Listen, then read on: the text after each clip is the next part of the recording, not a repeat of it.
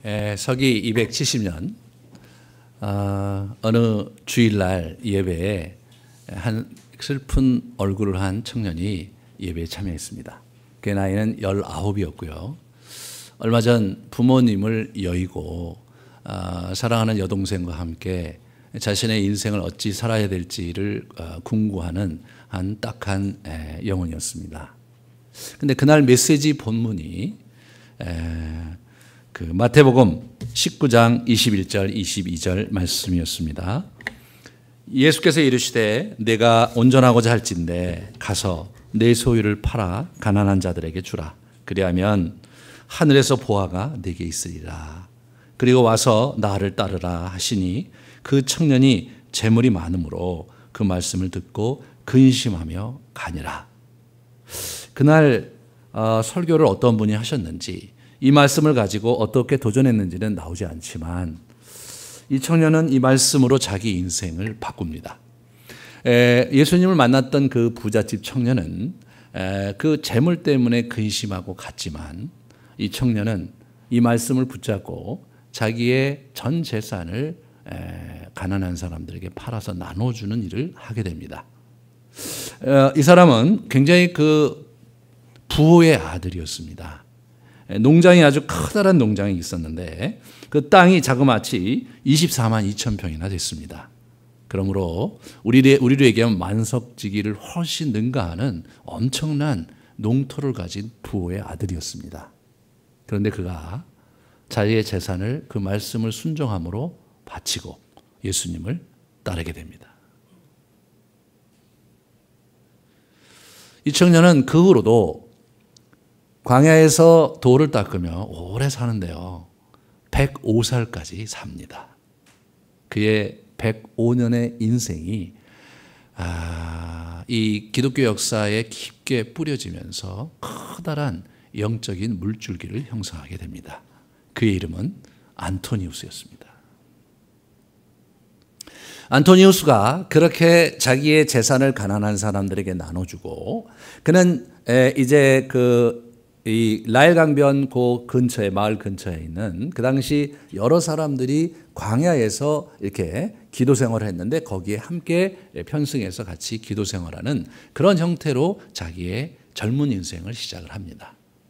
그런데 얼마 후에 다시 그 교회를 가서 예배를 드리는데 이 목사님이 아마도 우리 산상수훈 강의를 하고 계셨던 것 같아요. 그래서 오늘 본문의 말씀, 내일 걱정은 내일이 할 것이다, 이 말씀을 또 깊게 붙들면서 자신이 내일 걱정, 자기 여동생을 걱정해서 돈을 따로 챙겨둔 게 있었는데 그러면 안 되겠다 생각해갖고 그 돈마저 팔아서 가난한 사람에게 주고 애꿎은 누이는 정말 어려웠겠죠. 그분은 이제 그 당시 이렇게 여자들끼리 또 이렇게 수도 생활하면서 이렇게 기도 생활하면서 하는 그 동정녀 그룹이 있었는데 거기다가 자기 여동생을 맡깁니다. 그리고 그 여동생도 평생 수도 생활하다가 죽습니다. 그는 끊임없이 기도와 철야와 단식을 이렇게 반복하면서 기도 생활을 이제 하게 됩니다. 그렇게 수년간 기도 생활을 하다가 나름대로 기초적인 어떤 훈련이 끝났는지 286년에 그가 이제 커다란 그 전환점을 맞게 됩니다. 그래서 그가 이제 수년간 그렇게 집 근처에서 수도를 하다가 무슨 바람이 불었는지 악령하고 자기가 싸워야 되겠다 생각해갖고 무덤에 들어갑니다.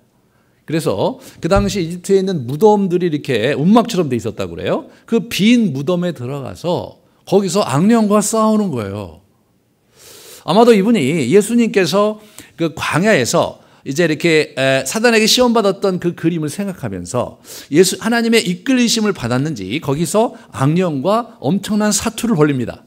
그런데 그분의 고백에 의하면 악령들이 밤에 찾아와서 자기를 유혹할 뿐 아니라 자기가 유혹해도 거기에 이렇게 휘둘리질 않으니까 자기를 와서 막 패고 때리고 그런 일들이 있었다고 고백을 하고 있습니다.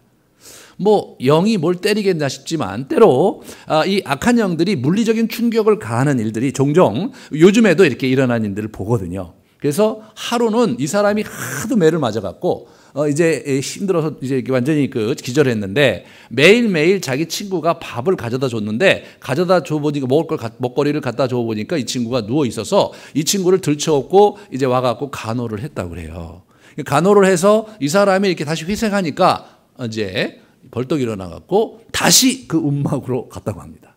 여러 사람이 말렸지만 이 사람이 거기서 사투를 벌립니다. 그 사람의 고백에 의하면 너희 녀석들이 군대로 나를 찾아온 거 보니까 약하구나.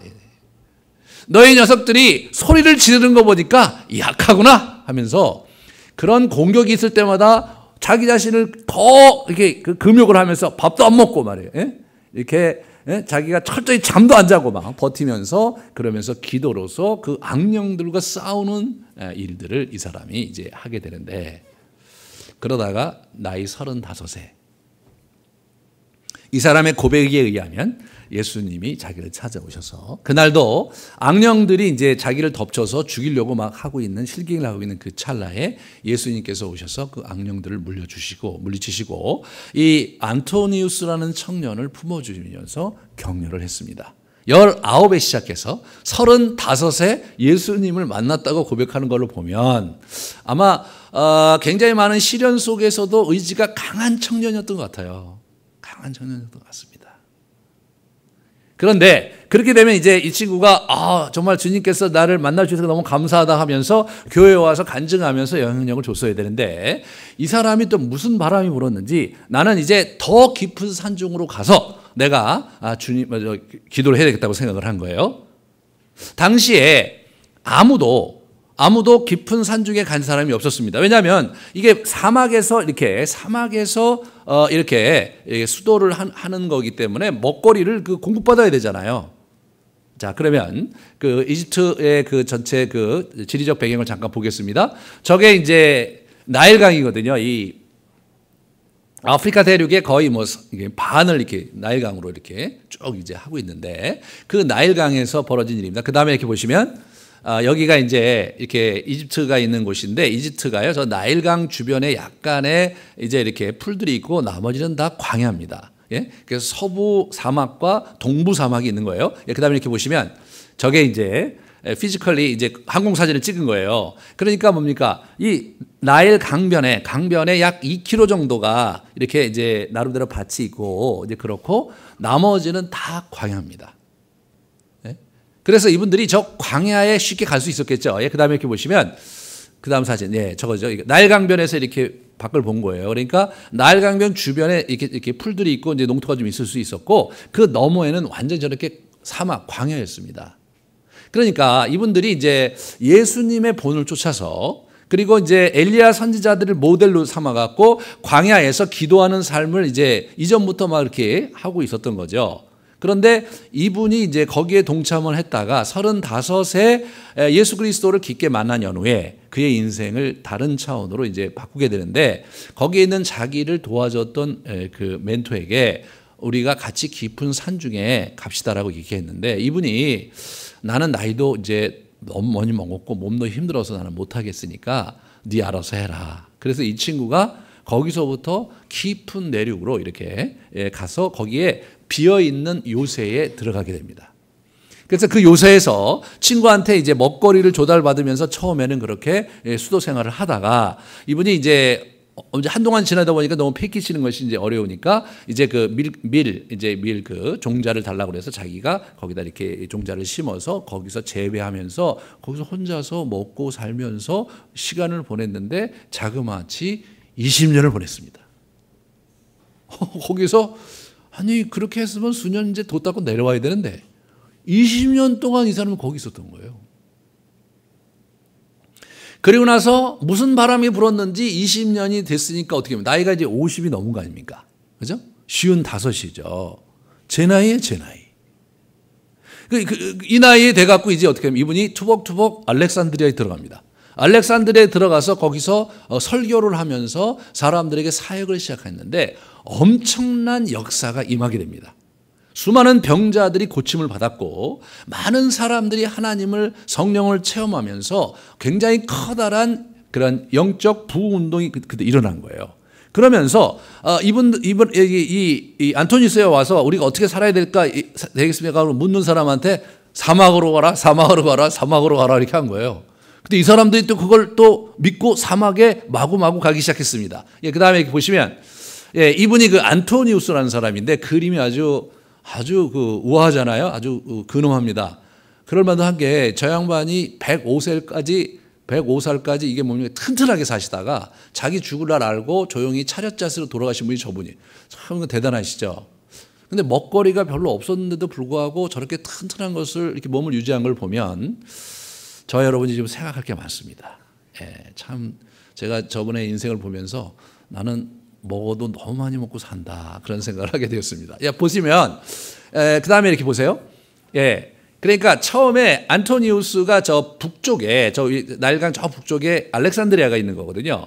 그리고 이제 저 중부에 뭐가 있냐면 중부에 이제 그 중요한 그 터베라든가 카이로라든가 중부에 있어요. 그럼 밑으로 내려가면 이제 아주 고대 도시들이 있는 겁니다. 그런데 저 위에 첫 번째 지역에서 이제 그 밑으로 내려와서 이제 알렉산드리아에서 한 18km 떨어진 곳에 거기서 이제 시작을 합니다. 이렇게 그다음에 보여주시면, 자 이걸 보시면 위에 이제 처음에 니트리아라는 곳에서 이제 이렇게 사막을 이렇게 사막의 사람들이 와서 거기서 이제 이렇게 기도 생활을 하는 거. 이 사람을 쫓아서 이 사람이 그걸 코치를 해주는데, 아니 알렉산드리아에 있는 사람들이 자꾸 몰려오는 거죠. 그러니까 너무 이제 분망하니까 이분들이 원했던 건 은수자거든요. 혼자 조용히 독고하는, 침묵하는. 이분들이 이제 생각했던 건 뭐냐면 그 산상수훈에서 골방에 들어가서 은밀한 중에 계신 하나님께 기도하라는 그 가르침 때문에 혼자서 기도하는 걸 이렇게 추구했는데 그게 안 되니까 다시 밑으로 더 내려와서 거기 보면 이제 켈리아라는 곳에서 거기서 다시 이렇게 사람들 이렇게 모아서 거기 이제 모임을 갖게 되는데 굉장히 많은 분들이 거기에 이제 오시게 되는 거예요. 그런데 이제 그것도 사람이 너무 많으니까 도저히 이게 집중이 안 된다. 그래서 더 40km 밑에 내륙으로 들어가서 저기 스케티스라는 곳에서 이제 커다란 그러한 공동체를 이루게 됩니다. 근데 공동체라고 해봐야 뭘 같이 하는 건 아니고요. 다 이렇게 따로따로 사는 거예요. 그 다음에 이렇게 보시면, 그래서 이분의 그 영향력이 이제 저렇게 이제 퍼져가는데, 그 다음에 이렇게 보세요. 네. 스케티스에서 이제 일이 벌어지는 거죠. 그 다음에 여러분 이제 뭐가 나오냐면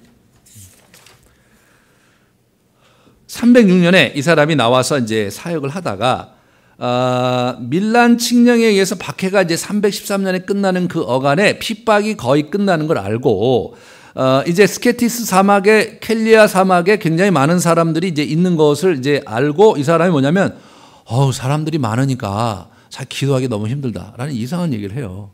그러면서 더 깊은 산으로 들어가는데 거기에 어디냐면 콜짐산이라는 곳인데 한 동굴에 들어가게 됩니다. 그래서 아까 보여줬던 동굴이 이분이 거기서 들어가셔서 40년 동안 은거했던 동굴이 지금도 남아 있습니다.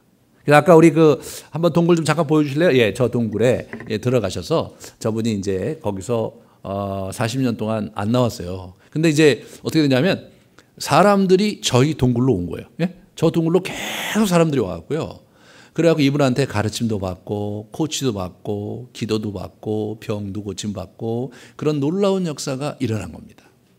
그러니까 우리가 이 수도원을 우리가 잘못 이해하는 것 중에 하나가 뭐냐면 너무 자기들끼리 들어가서 치과하면서 세상과 결별하고 산다 이런 생각을 많이 갖고 있어요. 개신교들이 그걸 많이 오해를 하는데 실제로 그런 수도원들이 덜어 있긴 했지만 워낙 수도원의 원류인 이제 사막의 수도승들은 그런 게 아니었고요. 굉장히 많은 사람들에게 영향력을 주고 그들과 같이 그들을 대접하고 그들을 가르침을 주고 그랬던 사람들입니다. 예, 그 다음에 이렇게 보시면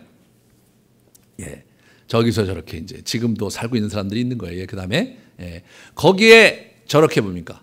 거기에 저렇게 지금 수도원이 있는데 여러분 저는 처음에 사진을 봤을 때 그냥 유적이 남아있는 줄 알았어요. 유적이. 그게 아니라 지금도 저기 수도승들이 있는 거예요. 여러분 저기가 이집트입니다. 여러분이 알고 있듯이 이집트가 이슬람 나라잖아요. 이슬람 나라인데 고대 이 곱틱 기독교라고 해서 고대 그 기독교에 남아 있는데 자그마치 1000만이나 살아 있습니다.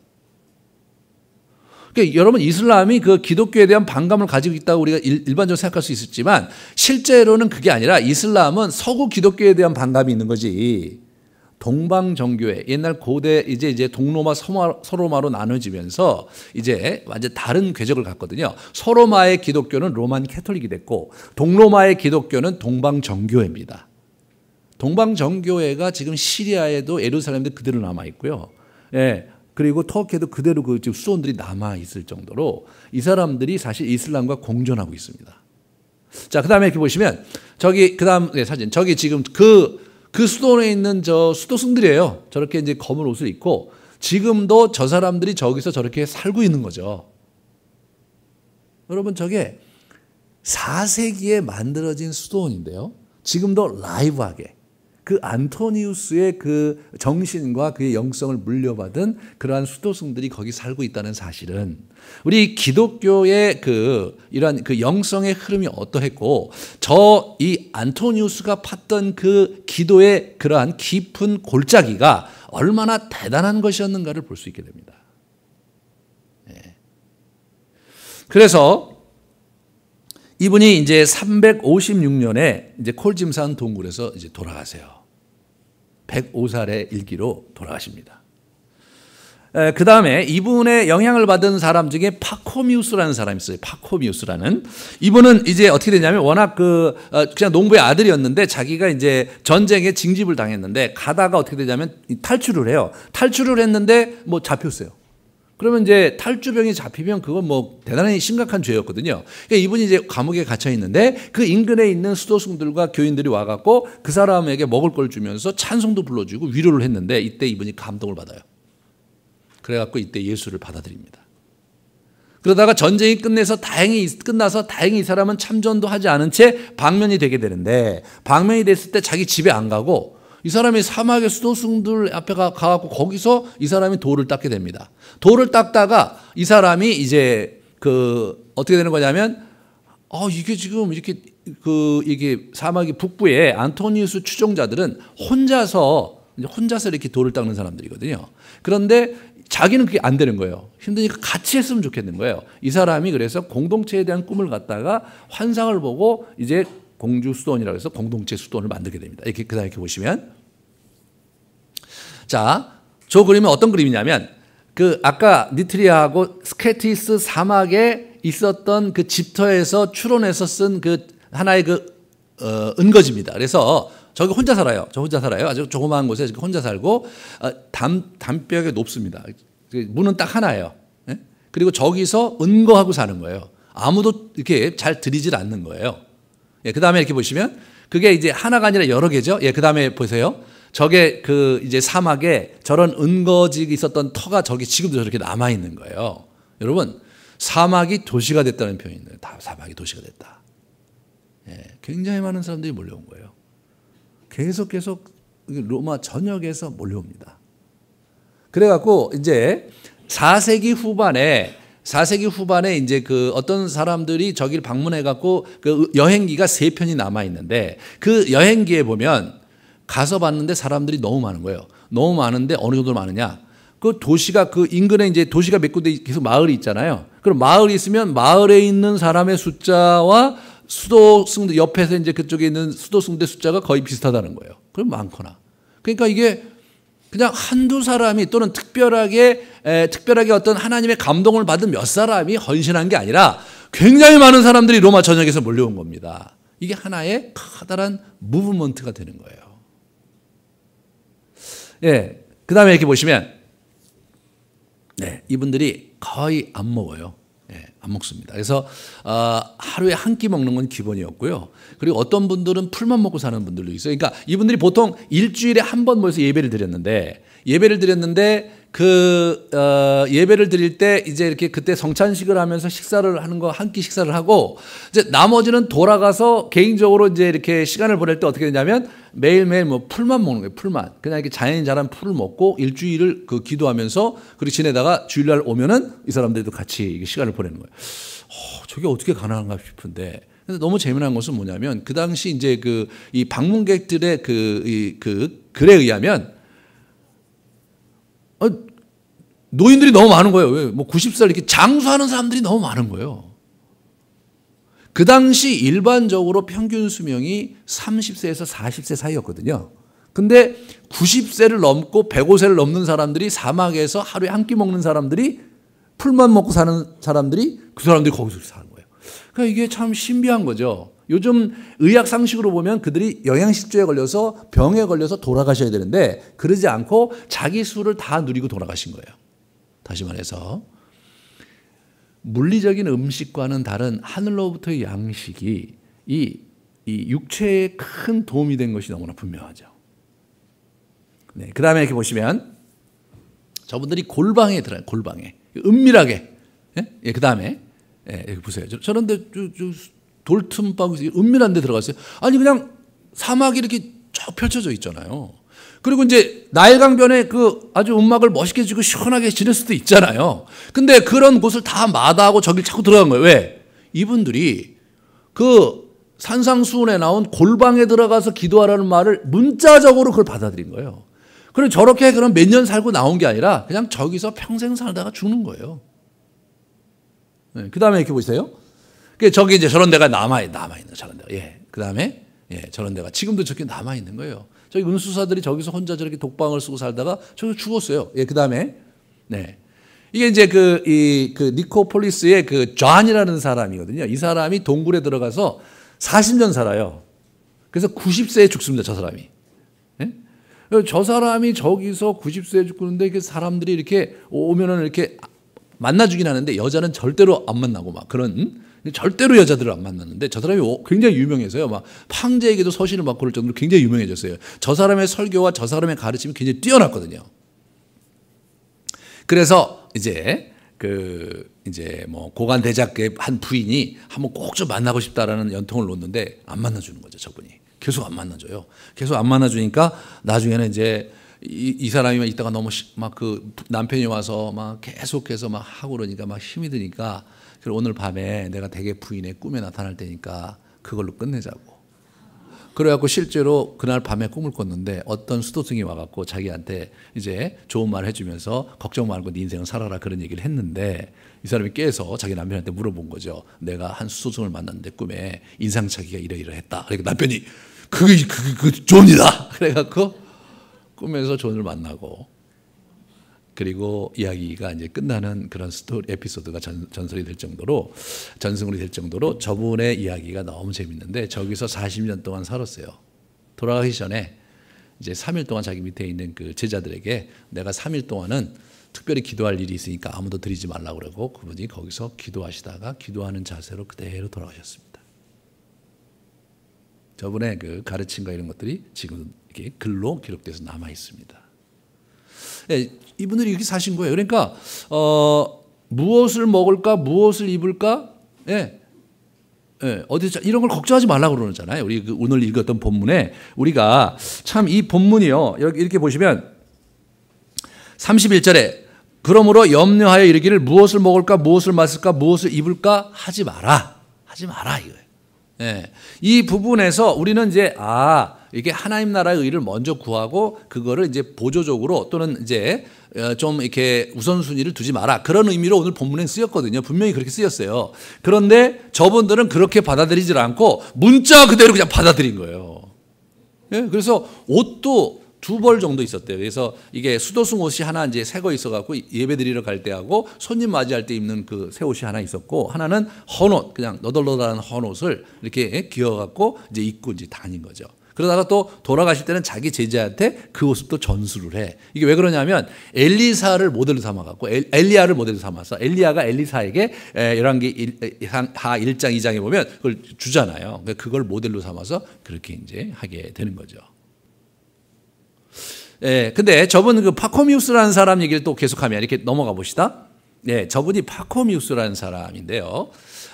이분이 그렇게 이제 수도원을 처음으로 공동체를 만드는 거예요. 저게 수도원의 효시예요. 그 다음에 이렇게 보시면, 예, 안토니우스가 저기 이렇게 보시면 저쪽에 콜짐산에 이제 수도원을 세웠고 이제 그렇게 있었고요. 그 밑으로 더 내려가면 파코미우스라는 사람이 저기 터벤시티라는 곳에서 자기가 이제 공동체로 하는 수도 공동체를 만듭니다. 예, 그다음에 이렇게 보시면 이분이 굉장히 지혜로운 사람이었고 굉장히 현실적인 사람이었어요, 이 사람은. 그래서 저렇게 이제 커다란 수도원이 있으면 저기에 여러 채의 집이 있었는데 한 집에는 한 20명에서 40명 정도가 함께 모여 살 수 있는 그런 집 공간이 있었어요. 그런 집들이 여러 개 있는 거예요. 여러 개. 그런데 그 집에서 뭘 하냐면 이 집에서는 빵을 만들고 이 집에서는 옷을 만들고 저 집에서는 뭐 도구를 만들고 돗자리를 만들고 이런 형태로 해서 각 그 집마다 나름대로 수공업을 하나씩 갖고 있었어요.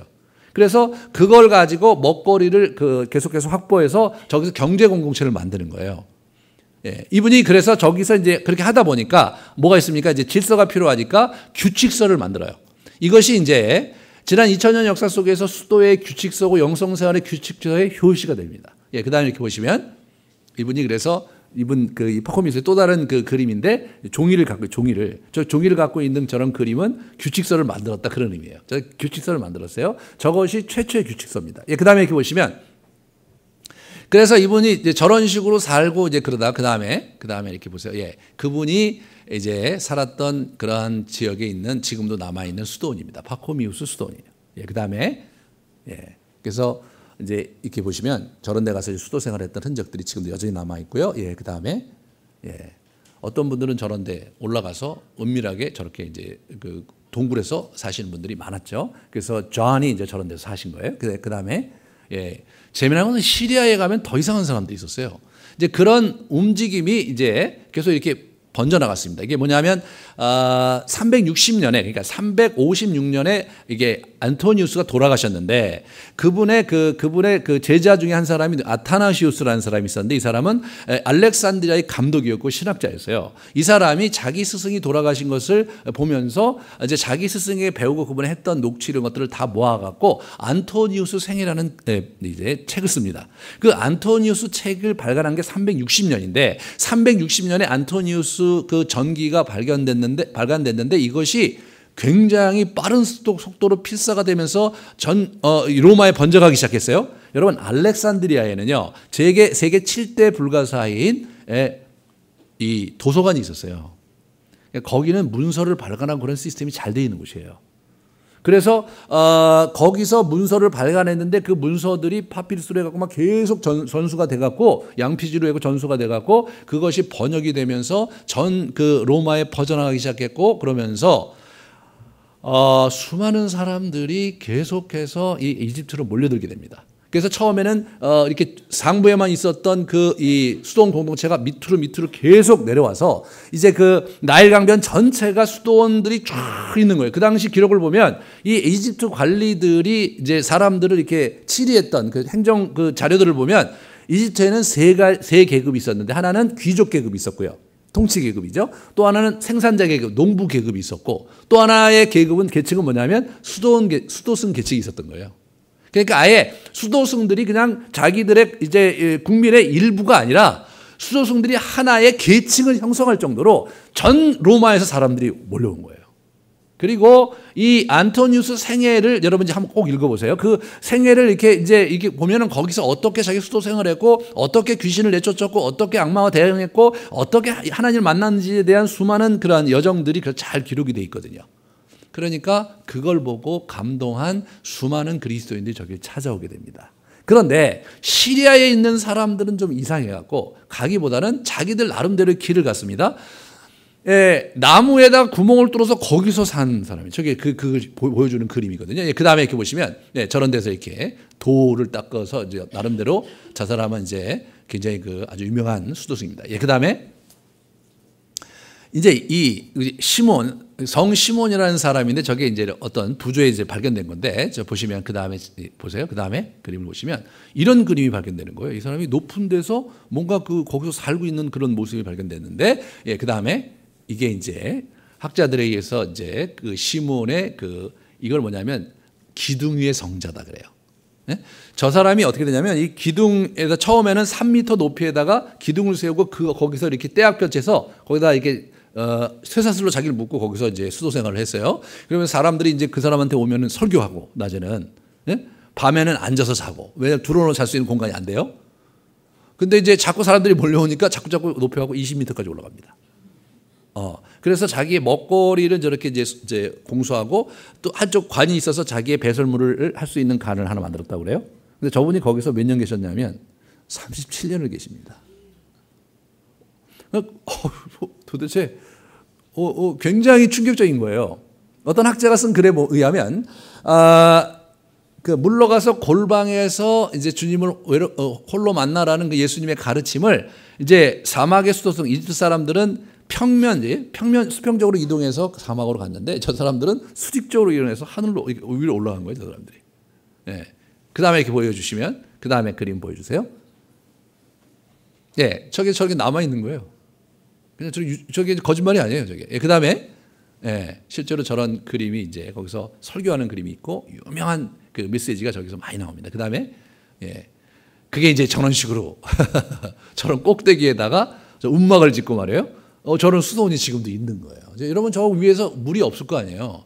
그럼 매번 물을 누군가가 올려줘야 되잖아요. 굉장히 불편한 거죠. 그런데 저기서 수도 생활을 하는 거예요. 이것이 기독교 영성에서 굉장히 중요한 시사점을 우리에게 안겨주는데 그게 뭐냐면 이 우리의 내면에 있는 하나님을 만나는 거예요. 자연 속에 있는 하나님을 만나는 게 아니에요, 여러분.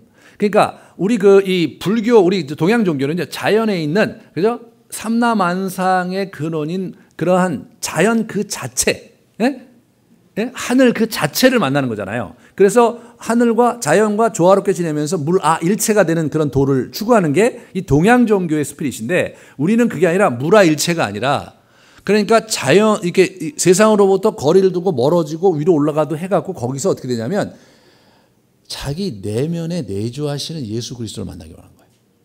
실제로 예수 그리스도가 이 땅에 오시기 전까지는 우리가 죄인이기 때문에 주님께서 내주하실 수 없었지만 예수 그리스도가 십자가에 못 박혀 돌아가심으로 말미암아서 우리의 죄가 사해짐으로 말미암아서 우리 안에 성령이 내주하시고 우리 안에 예수님이 계시는 거잖아요. 그래서 우리 사도 바울이 우리 갈라디아 2장 20절에 내가 사는 것은 내 안에는 내가 아니라 예수 그리스도의 생명으로 산다. 나는 날마다 죽는다. 그런 얘기를 하고 있어요. 실제로 우리 안에 그 예수 그리스도의 생명으로 사는 이야기를 우리 사도 바울이 얘기를 많이 했는데 저분들이 뭘 한 거냐면 이게 멀리 계신 하나님을 만나려고 부르짖려고 그런 게 아니고요. 자기 안에 내주하시는 하나님을 만나려고 침묵과 저런 외롭고 외딴 곳에서 깊이 조용히 그분을 이렇게 뵈려고 하는 그런 영성이 우리 기독교 영성에 흘러오고 있는 겁니다. 우리가 예수를 믿고 나서 그분이 우리 안에 계시는데 이것이 사실은 잘 느껴지지 않는 거죠. 우리는 뭐예요? 예수님이 밖에 계시고 예수님이 하나님이 하늘에 계시고 하늘에 계신 아버지 이렇게 얘기하니까 그렇게 초월 속에 계신 분을 만나고 그분과 교제하기 원하고 그분에게 우리가 간구하기 원하는데 실제로 저분들 우리에게 보여주신 것은 그것이 아니라 이분이 초월한 분이시기도 하지만 또는 이분은 또다시 이분은 우리 안에 내재하시는 분이기도 하다. 그거를 이분들이 우리에게 보여준 거죠. 그래서 자기 안에서 주님을 만나는 길을 저분들이 열어갑니다. 굉장히 중요한 얘기예요. 그러니까 이 부분에서 이제 우리의 경험은요, 우리의 오감은 하나님과 함께 하기보다는 하나님께 떨어져 있을 때의 그런 시간이 훨씬 더 많게 느껴지잖아요. 우리의 오감은. 가끔 우리가 기도할 때라든가 예배 드릴 때 하나님의 은혜를 우리가 맛보게 되면서 이때 하나님 함께 계시는구나 이렇게 생각을 하고 나머지 시간은 하나님이 어딘가 나 밖에 계신 걸로 생각을 하는데 사실은 그게 착각인 거예요. 하나님이 우리 안에 계시고 예수님이 우리 안에 계신 거예요. 근데 우리의 오감이 우리의 감각이 그것을 감지하지 못하는 거죠. 창세기 2장 3장에 보면 우리 아담과 하와는 하나님과 자연스럽게 교통하는 사람들이었던 거예요. 그런데 3장 이후로 자연스럽게 교통이 안 돼. 우리의 죄 때문에 우리 어둠 때문에 그게 안 된 거예요. 그런데 예수님께서 다시 오셔서 우리를 구원해 주시고 자기 십자가에 못 박히시면서 새로운 길을 열어주심으로 말미암아서 우리가 담대하게 그분께 나아가 그분의 아들됨을 주장하고 그분과 동행하고 그분을 섬길 수 있는 길을 열어 놓으셨을 뿐만 아니라 우리 안에 그분이 내주하시면서 동행하시는 축복을 우리에게 허락하심으로써 실제로 창세기 3장 이전에 아담과 하와가 누렸던 하나님과의 동행함과 그러한 살가운 교제를 가능하도록 우리의 길을 열어주신 겁니다. 요한복음 10장 10절에 예수께서 말씀하시길 내가 이 땅에 온 것은 양들로 하여금 생명을 얻게 할 뿐 아니라 생명을 얻게 하고 더 풍성히 누리게 하려고 오셨다고 말씀하셨어요. 양들에게 생명, 구원을 주시려고 오신 거 맞잖아요. 그 다음에 더 풍성한 것은 도대체 무엇이냐? 더 풍성한 것은 뭐 하나님께서 축복을 받고 뭐 이 땅에서 그분의 은복을 누리고 뭐 이런 거를 생각할 수 있을지 모르겠는데 그러나 그런 것이 아니라 실제로는 뭐냐면 우리 안에 내주하심으로써 그분과 함께 풍성한 교제를 나눔으로써 우리의 마음이 부요하고 우리의 영혼이 살맛나게 사는 그 부요함, 그 풍성함을 주시려고 이분이 이 땅에 오신 것이라는 거죠. 그런데 그것이 우리가 믿겨지지가 않아요. 바울이 내 안에 사는 것은 내가 아니라 예수 그리스도의 생명이라고 부르짖었지만 왠지 저도 옛날에는 그게 바울 같은 사람이나 가능한 거고 나는 가끔가다 느낄 수밖에 없고 그게 안 되는 거라고 생각을 했던 거예요.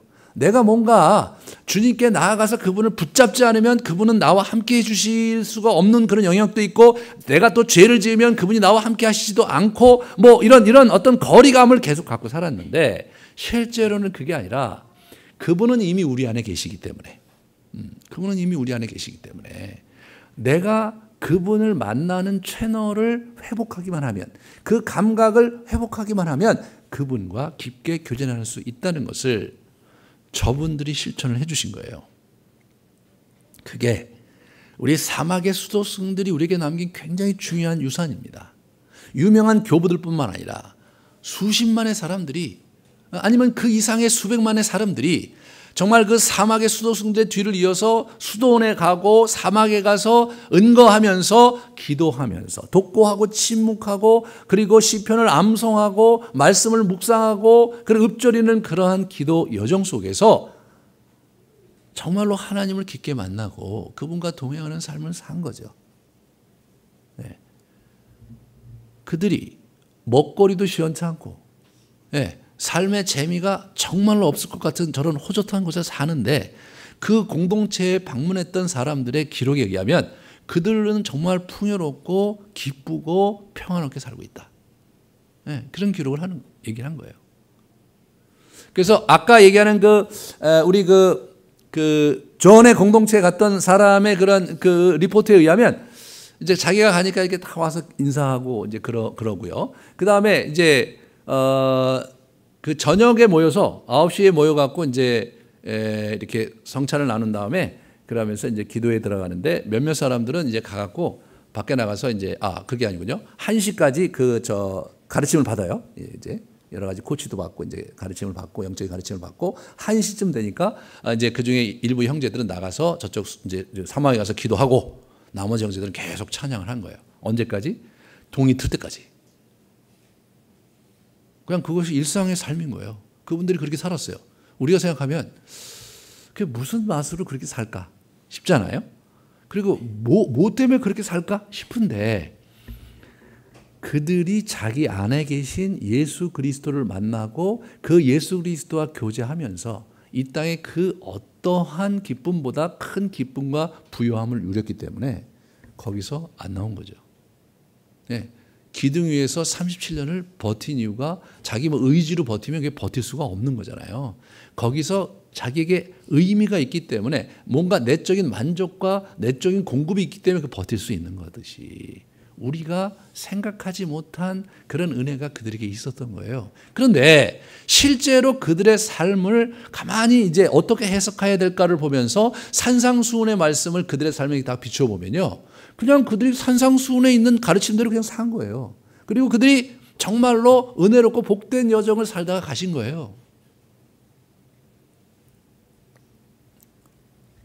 산상수훈을 이제 학자들이 이제 이렇게 평가하면 너무나 급진적인 제자도다. 이것은 우리가 성취하려고 주신 것이라기보다는 기준으로 준 거다. 이런 그 학자들의 글들이 굉장히 많은데 사막의 수도승들의 이야기를 보면 학자들의 그러한 고충은 사실은 잘 모르고 하는 얘기죠. 그렇게 산 사람들이 있어요. 그러니까 산상수훈의 가르침을 문자 그대로 받아들이고 살았을 때 그들이 정말 놀라운 축복을 갖고 살았던 것을 보게 되는 거예요. 여러 가지 이사와 기적을 체험하고 어떤 사람은 어떻게 되냐면 매일 정해진 시간에 낮 시간이 되면 누군가가 자기 거처 앞에다가 빵을 갖다 놓는 거예요. 매일. 네, 하나님이 공급해 주시는. 하나님이 그걸 갖다 주시는 거죠. 그래서 그 사람들의 그 기록을 보면 그 신비한 체험을 많이 하는 걸 보게 돼요. 네. 그런 부분에서 이분들이 우리가 모르는 그 깊은 세계를 경험하고 있었는데 그 요체는 뭐냐면 자기 안에 계신 예수 그리스도를 만나고 그분과 이 채널이 통하니까 그분의 도우심을 잘 받을 수 있게. 그러니까 먼저 그의 나라와 그의 일을 구하라잖아요. 그렇죠? 그러면 모든 것을 채워주실 것이라고 얘기하면서 7장에 구하라 그러면 주실 것이요, 찾으라 그러면 찾을 것이요, 두드리라 그러면 열릴 것이라는 말씀을 그 문맥 속에서 주신 거예요.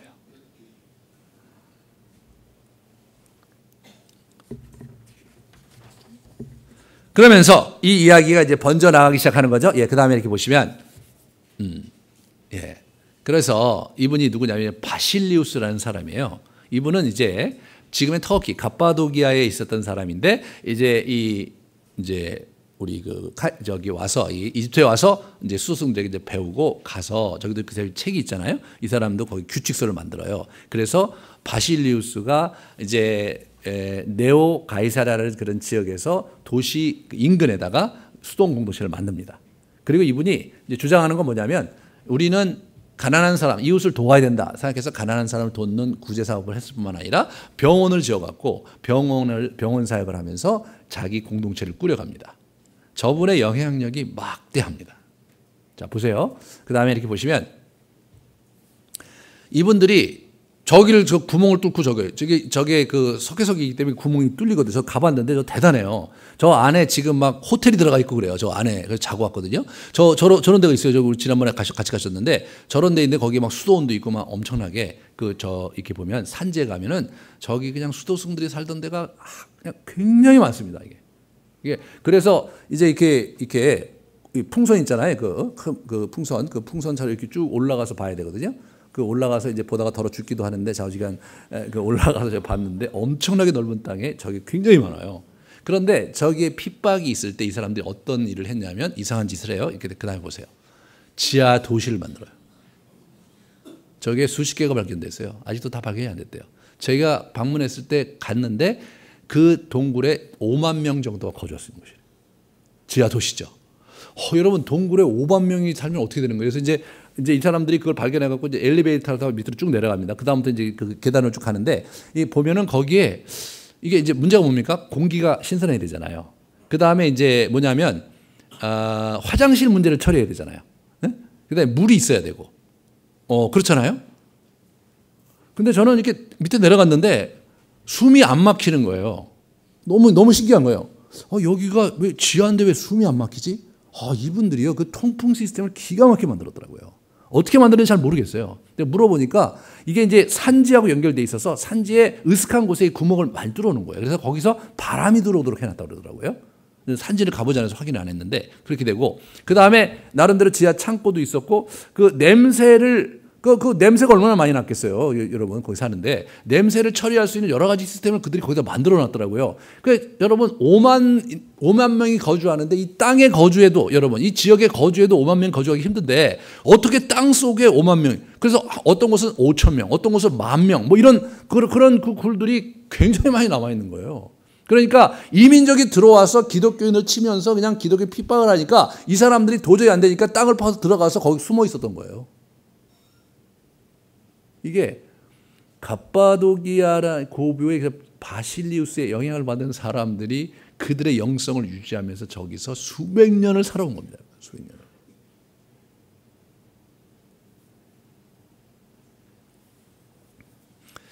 그래서 저분이 동로마 제국의 이분이 이제 수도원 운동의 효시가 되고 저분의 영향력으로 엄청난 그 이제 신학적인 작업과 이제 이 공동체 작업이 일어나는데 저게 참 우리에게 좋은 모델인 것 같아요. 저분의 그 공동체가. 그 다음에 누구냐면 존 카시안이라는 사람인데 이 사람은 이제 서로마에서 온 사람이에요. 그래서 이 사람이 이제 와갖고 또 이제 수도승들과 같이 이제 이렇게 이집트에 보내다가 이 사람이 갈리아로 갑니다. 지금의 이제 그 프랑스죠. 그 지역에도 이 안토니우스 생일을 읽고 수많은 사람들이 거기서 이제 그 수도 공동체를 계속 만들고 있는 거예요. 그러니까 이 사람이 이제 거기 수도 공동체의 본산인 이제 이집트에 왔다 그러니까 우리에게 좀 가르침을 달라고 그래서 저 사람이 여러 가지 가르침을 이렇게 규칙성 이런 걸 만들어 갖고 저기 종이 나오잖아요. 그거를 이제 전수를 해줍니다.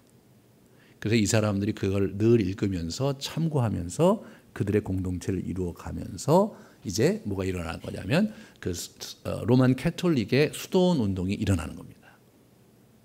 자, 여기서 우리가 이제 볼 수 있는 건 뭐냐면 이게 수도원 운동의 메카는 그 이집트 사막의 수도승들이었어요.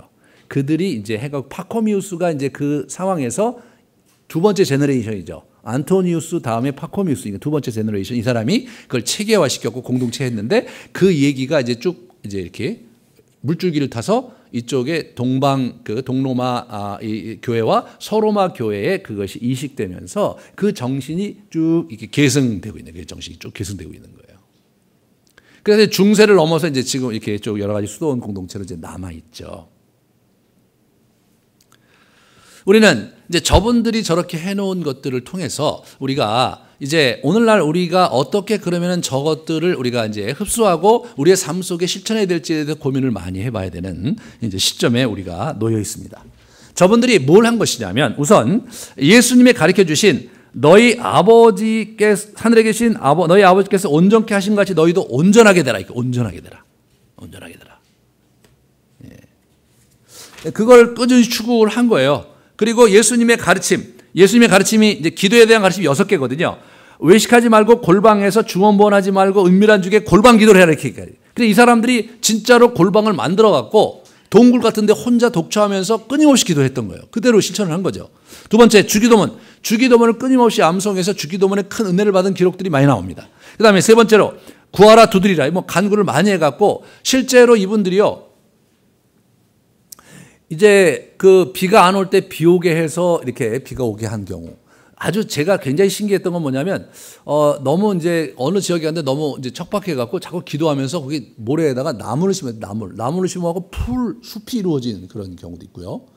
농부들이 이제 너무 힘드니까 와갖고 뭐라 그러면 이제 가서 자기 농부 이런 모래밭이 광야 같은 데서 기도를 막 안수를 해주면 거기서 이제 곡식이 자라는 거예요. 그래서 참 개간을 쉽게 해서 기도로 개간하는 거죠, 이렇게. 그래서 농부들이 가서 이제 이렇게 기도하면 그렇게 좀 되고요.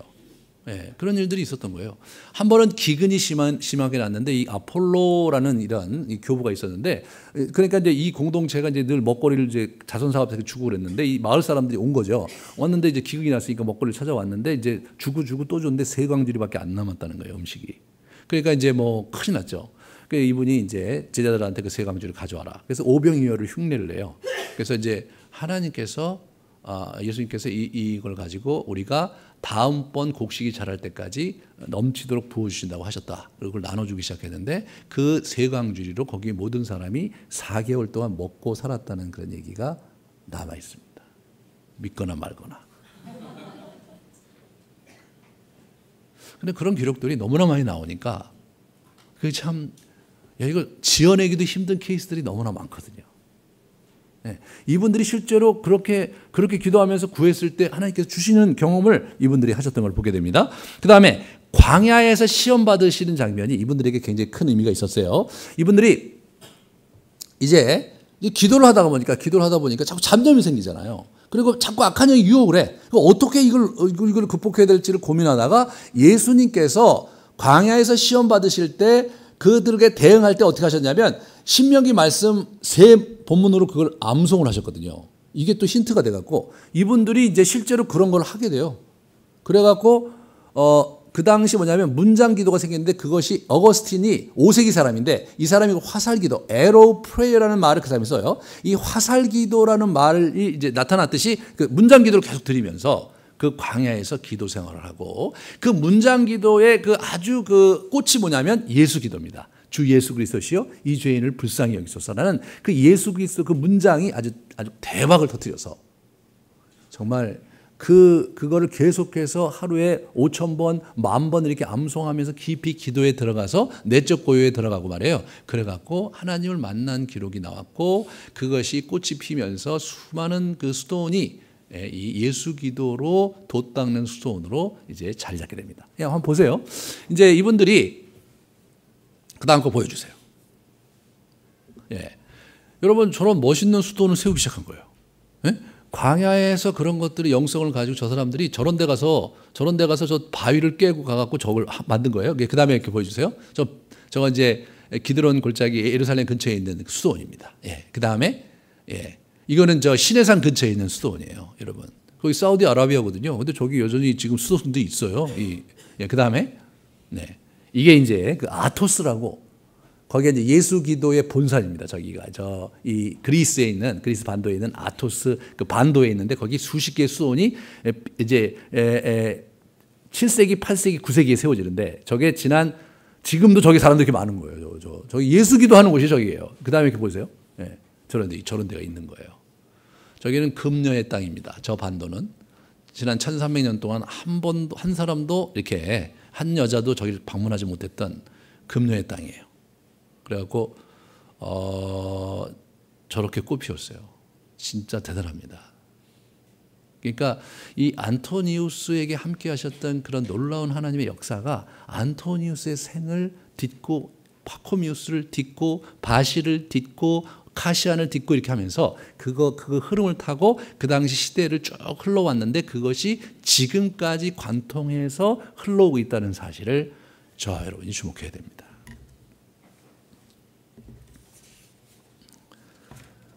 그래서 이분들은 먹고 마시고 이런 어떤 그런 그 금욕 생활을 하면서 끊임없이 이렇게 자신들의 삶을 이렇게 하나님께 드리는 일을 우리에게 이제 했던 거죠. 그래서 이분들이 사실은 이제 네 가지 이게 기도하는데 네 가지 방해꾼을 만나요. 하나는 뭐냐면 욕망 때문에 기도가 잘 안 돼. 근심 때문에 기도가 잘 안 돼. 예? 그 다음에 일상적인 잡념이 찾아오고 과거의 기억, 상처와 굴절도 이런 것들이 이제 찾아오는 거예요. 그러니까 이분들이 이제 그게 되게 힘든 거죠. 그런 것들을 어떻게 극복할 것인가를 이분들의 노하우를 우리가 전수해 줬죠. 하나는 뭐냐면 아까도 얘기했던 화살 기도로 대변되는 예수 기도가 그겁니다. 그래서 이게 이제 여러분들이 이제 예수 기도라는 책이 시중에 좀 많이 나와 있어요. 제가 나중에 가르쳐 드릴 테니까. 우리 영성훈련 2에서 이거 하거든요. 그렇게 쭉 합니다. 그 다음에 침묵과 독고를 생활화하는 사람들 하면서 그거를 극복해 가면서 깊이 들어갔고 죽음에 대한 명상도 있어요. 이분들이 죽음을 끊임없이 우리 그 전도서 보면 죽음 명상하는 게 많이 나오는데 그런 죽음을 명상하면서 하나님께 깊이 나가려고 애를 썼고 그 다음에 완전을 위해서 덕의 실천을 이분들이 끊임없이 했습니다. 그래서 절제와 인내와 사랑과 겸손 이런 것들을 추구했고 그 다음에 통회의 눈물 이분들이 눈물을 이렇게 많이 흘렸어요. 그걸 굉장히 귀하게 여겼어요. 기도하다가 이렇게 눈물을 흘리고 또 기도하지 않고 하나님 만나면 눈물을 흘리고 이제 그런 일들이 이제 우리에게 덜어 일어나잖아요. 이번에 영성여행 가셨던 분들 중에서 거기서 하나님을 깊게 체험하고 나서 계속해서 눈물이 나고 여기 와서도 계속 눈물이 나고 그런 분들을 계속 제가 이렇게 들으면서 당혹스러워하는 거예요. 목사님 제가 이렇게 눈물을 너무 많이 흘려갖고 제가 이상해진 것 같아요. 이렇게 오더라고요. 워낙 그거 역사에 나오는 얘기다. 성령께서 함께 하셔서 어떻게 이해하냐면 자기를 이렇게 자기는 내면에 있는 상처와 그런 감정의 찢기도 이런 것들을 치유하실 때 눈물이 나오거든요. 거룩한 눈물이. 예. 그래서 그 눈물이라는 용어도 달랐어요. 일반적으로 슬퍼서 흘리는 눈물이라는 용어하고 이 하나님이 주시는 눈물의 용어가 다릅니다. 예? 그래서 주님이 주시는 눈물을 귀하게 여겼어요. 그래서 기도하다가 이유 없이 눈물이 날 때 하나님께 좀 감사를 올려드리고 여러분 그렇게 사시면 큰 유익이 있을 것입니다. 그래서 우리가 이분들에게서 정말 이렇게 잘 배워야 될 게 뭐냐면 기도에 깊이 들어가잖아요. 근데 이게 기도라는 것 자체가 우리가 부르짖고 구하라 이런 부르짖는 기도도 우리에게 필요하고 한데 그 기도 방법 넘어서서 침묵 가운데 그분과 이렇게 마주대하고 그분 앞에 머무는 그런 역동이 같이 필요합니다. 그것이 사막의 수도승들이 그렇게 한 거예요. 이들이 추구했던 것은 이게 깊이 내적인 고요에 들어가서요. 그 내적인 고요 속에서 주님을 만나는 걸 이들이 추구를 했는데 참 재미난 비밀은 뭐냐면 이게 내적인 고요라는 것 자체가 뭐냐면 우리가 조용하게 내 잡념을 내면의 잡념을 없애고 내면에 아주 침묵으로 가는 거거든요. 근데 그거를요, 이제 다른 종교들은요, 동양 종교들 자기가 그 내적 고요에 스스로 그거를 이루어 가야 돼요. 예? 내적 고요에 이루면서 나름대로 자기 길을 찾아가는 건데 우리 기독교도는 그게 아닙니다. 내적 고요가 그분의 선물이에요. 그래서 이렇게 그분 앞에 가만히 머물러 있고 그분을 생각하면서 때로 그분의 모습을 이렇게 성경에 있는 모습을 음미하면서 이렇게 기다리면 여러 가지 잡념이 오고 가지만 어느 순간에 이렇게 쑥 그분이 내적 고요로 데려가시는 거예요. 네? 수동적인 거예요. 내적 고요로 쭉 들어가는 거예요. 내적 고요에 쑥 들어가면 어떤 일이 벌어지냐면 거기서 하나님과 교류가 일어나는데 재미난 건 뭐냐면요. 우리는 원래 우리의 영이 하나님과 교류할 수 있는 잠재력과 재능이 부여된 채 지음받은 존재들이거든요. 일단은 그 고요 속에 들어가면 자연스럽게 그 주님과 교류하고 교통하는 일이 일어난다는 사실을 저분들이 우리에게 알려준 겁니다. 저분들이 알려준 거예요. 네. 우리가 정말 예수 믿으면서 그분을 깊게 만나고 싶고 그분과 호흡하고 싶잖아요. 그분 살아계시다고 하는데 그것이 이분들이 남겨놓은 여러 비밀과 비결들이 정말 끊임없이 기도하고 하는 방법들이 이제 거기서 나오는 건데 여러분 끊임없이 기도한다는 거 어떻게 해야 되는 거예요 도대체? 이분들도 그게 고민을 많이 한 거예요. 끊임없이 기도한다? 그럼 어떻게 맨날 입에다가 줄줄 달고 다녀야 되는가? 예. 그러면서 이분들이 이제 들어간 게 뭐냐면 깊게 자기 안에 들어가서 그분과 이렇게 맞닿아 있고 그분의 내 안에 임재하시고 내 안에 내주하시는 그분과 내가 이제 내 감각이 이렇게 클릭이 되잖아요. 클릭이. 그럼 어떤 일이 벌어지냐면 동행하게 되잖아요. 그러니까 기도가 뭐예요? 기도가 하나님과의 교제와 대화잖아요. 그러니까 이분과 동행하니까 그러니까 뭐예요? 이게 그냥 끊임없는 기도가 되는 거예요. 그분과 함께하는 것 자체가 기도의 특징이거든요. 그러니까 때로 필요할 때 얘기도 하고 또 필요할 때 요구도 하고 때로 필요할 때 도움을 청하기도 하면서 말이에요. 네? 그분이 나와 함께 있으면서 그분이 이렇게 내 주위를 거닐 뿐만 아니라 나와 늘 동행하는 그분을 이렇게 얼라타는 거예요. 이렇게 주의를 기울이고 그것을 자기가 딱 이렇게 붙잡을 수 있게 하려고 무진회를 썼습니다. 그때 놀라운 일이 일어나고 자기가 늘 기도하는 삶으로 갈 수 있다고 이들이 우리에게 알려준 거죠. 저희 교회가 가고자 하는 길이 그겁니다. 네. 여태까지 제가 지난 7, 8년 동안 정말 이렇게 하고 싶어서 열심히 왔던 거예요. 이게 중세 수도원 이런 캐톨릭 수도원이 그런 얘기 하는 게 아니에요. 네? 사막의 수도승들의 그러한 일궈놓은 그 전통 속의 수도원들은 생긴 거거든요. 우리가 그들에게 가서 그들과 이게 맞닿는 게 필요하죠. 제가 지난 2015년에 제가 안식월을 얻어서 정말로 수도원을 가야 되겠다. 왜냐하면 책도 많이 보고 나름대로 실습을 하는데 저 혼자 이게 도대체 알 것 같으면서도 안 잡히는 거예요. 그래서 제가 이제 거기를 가갖고 이제 시간을 보내는데 처음에는 그냥 너무나 힘들게 이제 노동도 해야 되고 안 하던 노동도 하고 이제 기도도 하루에 4번씩 한다고 해서 열심히 하고 그러는데 영어가 안 되니까 영어 때문에 서툴고 그러니까 뭔 얘기하는지 모르고 이렇게 시간을 계속 보내는데 자장 꾸준히 했는데 3개월이 넘어가니까 이게 어떻게 되냐면 그들의 그 기도를 같이 하는 순간에 이게 제 마음에 참 이게 깊이 들어오는 거예요. 그래서 이 주기도문이 저는 옛날에 주기도문을 암송했는데 주기도문이 저를 읽어가고 있고 저 기도를 이끄는 걸 제가 많이 느꼈고 이 시편 기도가 돼요. 시편 기도가 제가 시편을 낭송하는 게 아니라 시편이 저를 완전히 데려가서요. 저에게 가르치고 저에게 호흡시키고 시편이 저를 기도를 시키더라고요. 이 사막의 수도승들이 주도했던 것들이 뭐냐면 기록에 의하면 하루 온종일 시편 150편을 암송하는 게 기도의 주된 특징 중에 하나였거든요. 근데 그게 뭔지를 몰랐는데 제가 거기서 이게 이런 거였구나. 이게 그 말씀이 내 영혼을 사로잡고 내 영혼을 데려가고 내 영혼을 요리하고 내 영혼에게 많은 것을 이게 주는 공급해주고 생명력을 얻게 하는 그런 비밀이 거기에 있었구나. 제가 여기서는 백날 해도 그게 잘 안 됐는데 거기서 그런 공동체 속에 있으니까 그게 제가 이제 맛보게 되면서 갑자기요. 제 안에 어떤 그 하나의 그림이 상상되냐면 제가 마치 그분들이 지금 어떻게 하냐면 사막의 수도승들에게 파이프를 대고 지금까지 살아온 그 전통성이 있는 거예요. 그 사람들이. 제가 그 공동체에 들어가니까 제 그 영이 이렇게 하고 사막의 수도승들의 그 골짜기까지 같이 가서 그분들이 그렇게 이게 느껴지는 거예요. 그러니까 마치 화석에 DNA가 있잖아요. 그 DNA를 요즘 여러 가지 이제 그 과학적인 기술로 그게 생명력을 불어넣을 수 있게 되는 거잖아요. 체세포를 갖고 막 하잖아요. 마치 DNA가 다시 살아나서 하나의 생명력을 갖듯이 제가 거기 가서 거의 이게 사막의 수소승들이 그때 발견했던 도의 실체 이런 것들이 이런 식으로 해서 지금 이렇게 전수되고 있는 거구나. 그러면서 제가 거기 몸담았을 때 그게 클릭이 되는 거예요. 그럼 많은 게 이해가 되더라고요. 제가 읽었던 수많은 책들이 이제 이해가 되는 거예요. 그게 그런 의미였고 그게 그런 의미였구나. 그게 그런 거였구나. 이게 정말로 하나님께서 사막의 수도승들을 통해서 자신의 사랑하는 백성들에게 주고자 했던 은혜의 실체였구나.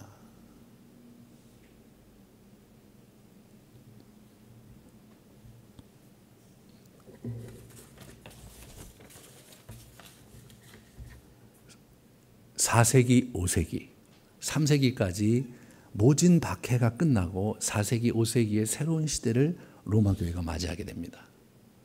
그러면서 콘스탄틴 대제 이후로 교회가 엄청난 재정 지원을 하니까 타락하기 시작했고 이단들이 막 득세하면서 교회를 무너뜨리려고 하고 있었습니다. 그런 와중에 정말로 하나님에 대한 갈망이 있는 사람들을 하나님이 긁어 모으셔서 사막에서 그들로 하여금 기도하시고 하게 하시고 충무기도 하시면서 이 기독교의 생명력을 불어넣으시는 하나님의 놀라운 섭리를 우리는 이 사막의 수도승들로부터 호흡하게 되는 겁니다. 저희 교회 모든 이제 영성훈련 프로그램은 이 사막의 수도승들을 모델로 해서 그분들이 했던 방법을 익히려고 저희가 꾸준히 노력을 하고 있습니다. 우리가 이제 최근에 이제 룰 오브 라이프의 생활 수칙을 이제 영성훈련조 우리 교육자들부터 시작을 했는데 이제 앞으로 그것을 계속 그렇게 하면서 우리가 이 도시 안에서 그런 사막의 수도승들의 영성을 우리 안에 체득하는 그런 일들을 지속적으로 해나가려고 합니다. 여러분 우리 영성훈련 코스에 여러분이 꾸준히 몸담으시고 그 다음에 이 침묵과 독고의 생활을 익혀가는 거예요. 예? 그런 것들을 우리가 해야 되는데 그래서 우리가 명절 리트릿 혹은 또 주일 주말에 이제 1박 리트릿 이제 영성 리트릿을 앞으로 내년부터 할 텐데 그런 걸 잘 이용하셔서 여러분들이 독고와 침묵에 자꾸 이렇게 습관을 들이시는 것이 정말로 필요하다. 그 다음에 세 번째 영성 여행을 하는데 이번에 이제 영성 여행이 좀 완성도가 많았어요. 그래서 내년부터는 본격적으로 3가지 종류를 펼치려고 합니다. 그래서 이제 원거리로 해서 여태까지 했던 원거리를 쭉 하고 어제 그 강의하니까 저희 아토스 산에 가고 싶어하는 분들이 있더라고요. 그래서 이제 40, 50대 남자들을 데리고 한번 아토스에 가실 분이 있다면 내년에 아토스에 가서 그 동정남들을 보면서 우리 얼마나 다른지 그렇게 참 보는 시간을 갖고 이 사막의 수도승들의 영성을 한번 이렇게 체득하고 오면 참 좋겠다 그런 생각이 들고요. 근거리 지금 이렇게 시간도 좀 짧고 재정도 좀 여의치 않은 분들을 위해서 중국 내몽골 프로그램을 우리가 타클라마칸 사막에서 이제 정천호 목사님과 함께 이제 좋은 시간을 보내게 될 겁니다. 그리고 국내를 여러분 이렇게 짧게 좀 가는 것도 좀 필요하니까 그래서 지금 제가 생각하는 건 그 제주도 올레길하고 최근에 개통이 된 동해안 해파랑길이 있는데 그거를 잘 활용해서 저희가 이제 이 영성 여행을 좀 더 이렇게 깊이 있게 여러 다방면으로 이제 하려고 합니다. 여러분 이런 것이 우리의 내적 차원의 영성 훈련에 대한 얘기를 하는 건데 이런 내적 차원의 영성 이거를 어저께 어떤 분이 이제 저기 이렇게 질문하셨는데 아니 그걸 우리가 그렇게 해야 되느냐? 예. 뭐 자기 나름대로의 수준에 따라서 해야 되는 거지만 공동체가 그걸 꾸준히 추구를 해야 된다. 그렇게 하면서 첫 번째로 개인적으로 정서적인 안정과 치유와 회복을 경험할 수 있고 하나님을 만나는 기쁨과 역동성을 얻고 그리고 제일 중요한 게 뭐냐면 자기가 누구인지에 대한 자각이 비로소 일어나거든요. 그리고 자기 안에 하나님 주신 열정이 뭔지를 알게 돼서 내 인생을 어느 방향으로 가야 될지를 아는 거예요. 저 산이 굉장히 많은데 내가 올라가야 될 산이 뭔지를 모르는 분들이 대부분이거든요. 그냥 막연히 가다 보면 주시겠지 그런 건 없습니다. 그러면 기독교에 없는 거예요. 그럼 불교에 있을지 몰라요. 기독교는 없어요. 기독교는 알고 가야 되는 거 알고. 하나님께서 내가 올라가야 될 산이 뭔지에 대해서 자기 안에 불어넣으신 거를 자기가 깨우쳐야 돼요. 예? 안토니우스가 자기가 올라가야 될 산이 광야라고 생각하니까 가서 수십 년을 살다 죽은 거 아닙니까? 수많은 그 당시에 그 그리스도인들이 내가 가야 될 곳은 광야다. 그래서 가서 살다가 죽은 거 아니에요. 여러분이 가야 될 곳은 어느 산인지. 그냥 이 정말 인간상 이 비좁은 뜰에서 그냥 옴닥옴닥 하루하루를 살고 그냥 어렵게 먹고 살기 위해서 치대고 막 직장에서 막 여기저기 삐대면서 미래도 없는 시간들을 계속해서 꾸역꾸역 살고 이런 부분들로 우리 인생을 살아가는 건 너무나 허망하고 허무한 일이 아니냐. 내 인생의 영원한 길이 무엇인지 깨닫고 그 길을 가야 됩니다. 이게 영성훈련 속에서 자각이 일어나는 거예요. 그리고 이제 우리가 그걸 가지고 어떻게 됩니까? 유업 찾기 워크숍을 하면서 그러면 하나님께서 나에게 원하시는 뜻이 무엇인지를 잘 그 산을 붙잡고 어떻게 가야 될 것인지를 추구하는 그러한 움직임이, 그러한 모임이 우리에게 계속 있을 겁니다.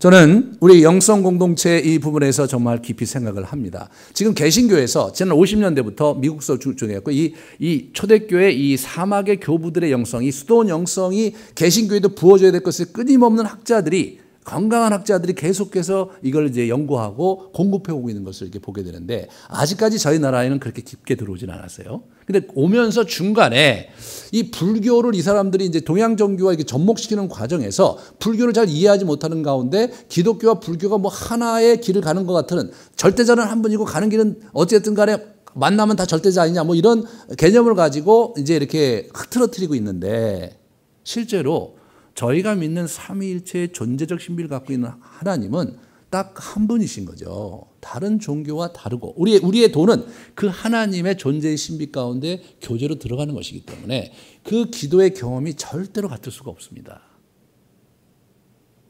이 부분에서 사실은 여러 가지로 좀 우려가 많이 되죠. 그럼에도 불구하고 계속해서 이번에도 이제 우리 캐나다에 갔는데 거기 있는 목회자들이 한 얘기가 이제 캐나다에 있는 분들이 이제는 수도원 공동체와 그런 것들이 개신교에 절대적으로 필요하다. 그런 강력한 얘기들을 하는 걸 들었어요. 저희 나라에도 이제 수도원 공동체 같은 그런 공동체가 우리에게 정말로 필요하지 않냐? 그런 요청과 그러한 자각이 계속해서 일어나고 있습니다. 그렇지만 그 길을 구체적으로 준비하는 사람들은 생각보다 많지 않아요. 어떻게 가야 될지도 잘 모릅니다. 저는 저희 교회가 그 길을 가기를 원합니다. 그래서 저희가 수도원 공동체 같은 공동체를 이제 인근 외곽에 이제 바실 공동체처럼 외곽에 이렇게 만들어서 우리 이 도시 내에 있는 교회와 서로 교류를 하고 영성을 공급받고 그러면서 교회가 건강하게 세워지는 모델을 저희가 추구해야 된다. 그 심장에 사막의 수도승들이 우리에게 가르쳐준 그 비밀의 길이 있는데 그 길을 어떻게 가야 될지를 우리가 잘 익혀가야 되겠다. 프로그램은 이제 거의 완성이 됐습니다.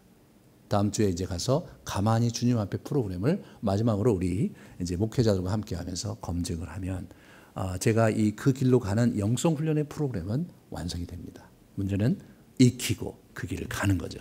그래서 뭐 우리가 깊이 들어가서 수승처럼 뭐 대단한 이사와 기적을 행하는 사람이 되는 거냐? 그게 아니고 그러한 삶을 통해서 우리가 가야 될 길이 무엇인지를 발견하고 나의 유업이 무엇인지를 알고 그리고 그 인생을 살아가는 그것이 저희 교회가 가고 싶은 길입니다. 함께 우리가 그 길을 가기를 주님의 이름으로 축원합니다.